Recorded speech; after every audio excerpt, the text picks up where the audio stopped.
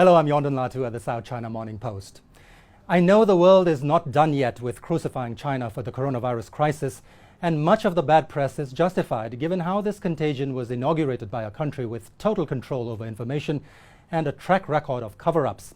But let's take a breather from all the xenophobic hysteria and victim blaming for a calm and calculating look at what China has done so far in containing the epidemic. We need to understand how the dynamics have changed and why the time has come for other countries to snap out of the Schadenfreude and realize they cannot afford to throw stones anymore while living in glass houses. After locking down entire cities and placing tens of millions of citizens under quarantine, China's authoritarian government has managed to put a lid on the proliferation of COVID-19 to a significant extent. The country has whittled down daily infection numbers to low double digits now, and keeps reporting the lowest figures since the outbreak began more than 2 months ago.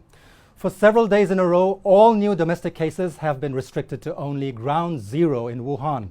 Hospitals packed to the rafters with COVID-19 patients just a few weeks ago have empty beds to show now. And China has started sending its medical experts overseas to help other countries tackle their outbreaks.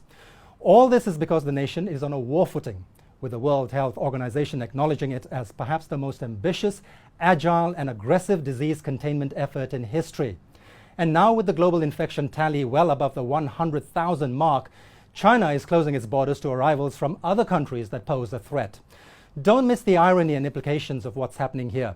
China may have given this disease to the rest of the world, but now it's making sure the rest of the world doesn't give it right back.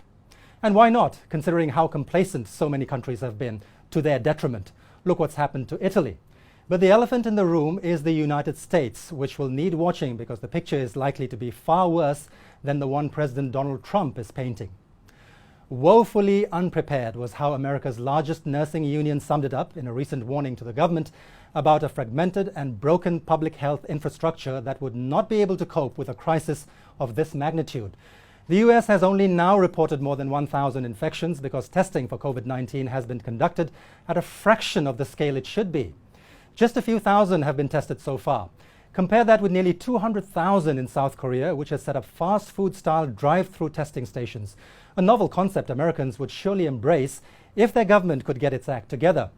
It doesn't help that Trump has been making recklessly irresponsible claims about the disease and lulling Americans into a false sense of security by routinely disputing scientific data and offering clueless personal opinions that directly contradict public health advice.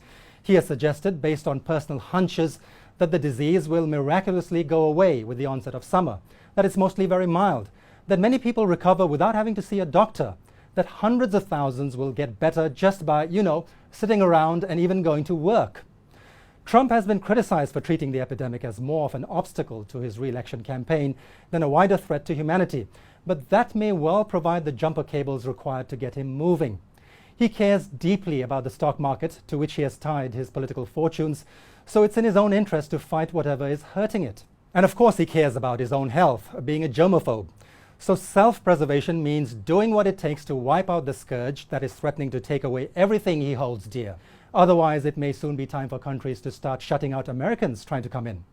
Here in Hong Kong, remember how militant we've been about closing our borders to mainland Chinese citizens? And how some restaurants even refuse to serve them because they may be infected? Well, if the outbreak in the US explodes to the extent that America becomes a clear and present danger to the rest of the world, are we going to be as xenophobic towards American arrivals? No. As long as they're not Chinese, it's okay. Oh, all right then.